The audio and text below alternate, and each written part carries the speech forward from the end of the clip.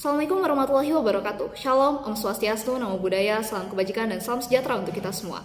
Selamat pagi saya ucapkan kepada Dewan Juri yang terhormat dan tak lupa kepada tim lawan selaku tim kontra yang saya segani. Pertama-tama, izinkan saya untuk melakukan perkenalan terlebih dahulu sebelum memulai perdebatan pada pagi hari ini.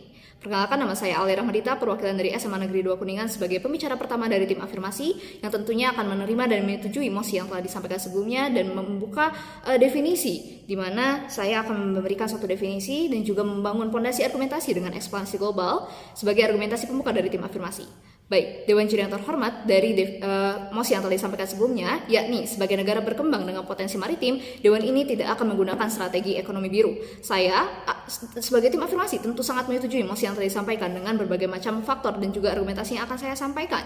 Maka dari itu, selamat datang pada argumen tim afirmasi. Baik, Dewan Juri yang terhormat, saya akan memberikan definisi dari berbagai kata kunci, di antaranya yang pertama, yakni mengenai negara berkembang dengan potensi maritim, diartikan sebagai masih bergantungnya suatu negara dengan sumber daya alam maritim yang dimilikinya.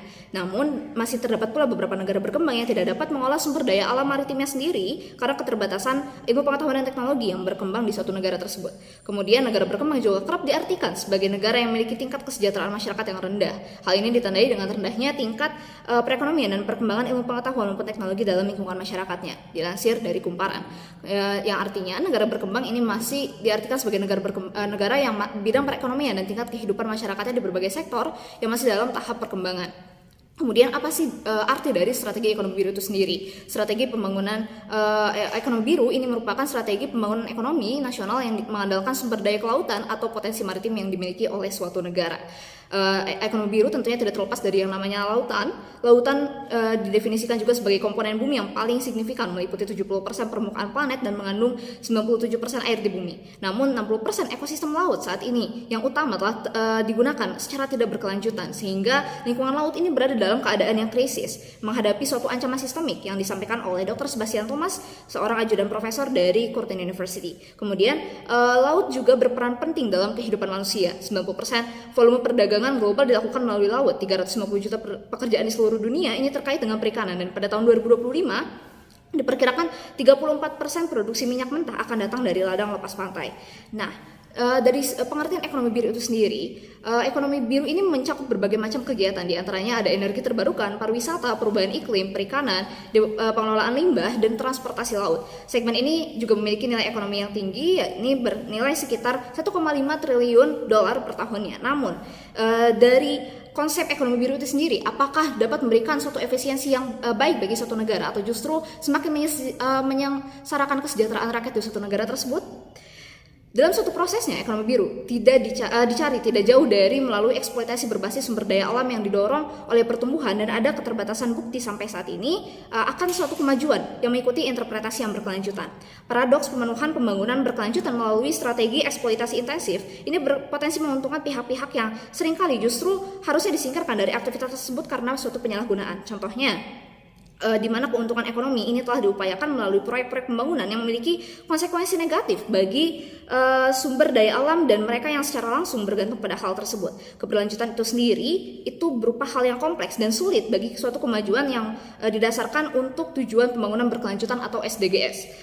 Sedangkan untuk memenuhi suatu SDGs 14 atau kehidupan di bawah air sering disebut-sebut sebagai hal penting bagi ekonomi biru, tetapi tidak dapat dianggap terpisah dari rangkaian tujuan yang saling berhubungan tersebut. Sebagai suatu negara maritim, kita lihat bahwasannya Indonesia ini memiliki potensi ekonomi biru yang luar biasa dari sisi pariwisata, hasil laut seperti perikanan, pertambangan hingga konservasi terumbu karang untuk kelestarian lingkungannya. Namun, pada kenyataannya, ekonomi biru di Indonesia ini pelaksanaannya masih belum optimal, di mana beberapa tantangan yang dapat menggerogoti potensi ekonomi biru ini di Indonesia, di antaranya pertama, perikanan tangkap laut negara itu ditangkap secara berlebihan. Kemudian sekitar sepertiga terumbu karang Indonesia saat ini dalam kondisi yang buruk. Kemudian biaya sampah laut yang lebih dari 450 juta dolar per tahunnya, dan yang terakhir lebih dari 50% bakau atau mangrove berada dalam kondisi yang terdegradasi. Dalam penerapannya, pemerintah juga tidak hanya berfokus pada keramahan lingkungan, tetapi juga melainkan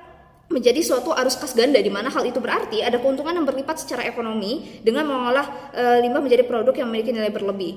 Namun, dari adanya keuntungan ini, masyarakat di daerah pesisir itu sebagai pemilik interdependensi yang tinggi terhadap sumber daya pesisir dalam kehidupan realita ini masih belum mengalami kesejahteraan. Hal tersebut dapat dilihat dari sektor pendidikan yang rendah dan juga pemukiman yang masih terkesan kumuh. Sehingga dalam penerapannya, kebijakan ini diperlukan kerjasama dari seluruh sektor, baik dari pemerintah maupun masyarakat itu sendiri. Di mana seperti yang kita tahu bahwasannya keberhasilan suatu pembangunan sangat ditentukan oleh keberhasilan di dalam membangun sumber daya manusia itu sendiri, sehingga dapat diselaraskan dengan berbagai macam sektor yang dibutuhkan dalam suatu pembangunan, baik dari segi ekonomi maupun berbagai sektor lainnya seperti misalnya pendidikan. Dan hal ini menunjukkan bahwasannya untuk membangun atau meningkatkan pembangunan strategi ekonomi nasional ataupun dari negara berkembang yang memang masih membutuhkan suatu peningkatan sumber daya manusia yang dapat dicapai melalui peningkatan pendidikan, baik pendidikan formal, non formal maupun informal.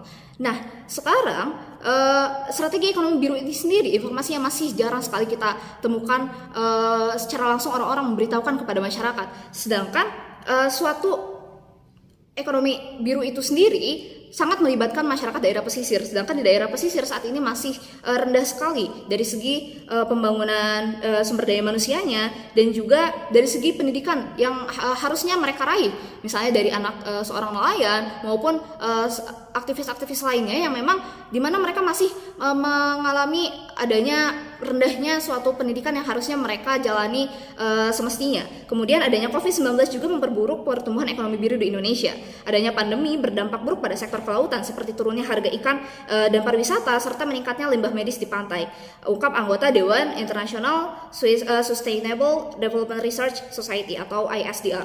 Sebagai pesan utama, tentunya Dewan Juri yang terhormat lebih penting untuk mendukung keberlanjutan pembangunan dari segi pembangunan dan ketahanan dalam sistem sosial ekologi, kelautan, dan pesisir. Selain itu diperlukan juga tata kelola yang lebih kuat, lebih inklusif, dan berkeadilan untuk mewujudkan pembangunan yang berkelanjutan sehingga potensi alam yang mungkin ditimbulkan ini dapat teratasi. Maka dari itu Dewan Juri yang terhormat, saya sekali lagi menyatakan bahwa saya tidak setuju sebagai tim afirmasi terhadap mosi yang telah disampaikan, yakni sebagai negara berkembang dengan potensi maritim, Dewan ini tidak akan menggunakan strategi ekonomi biru karena diharuskan untuk mengatasi berbagai macam permasalahan dengan solusi-solusi yang harus masyarakat maupun dari segi sektor swasta dan pemerintah yang harus dipikirkan secara bersama. Sekian, terima kasih. Wassalamualaikum warahmatullahi wabarakatuh.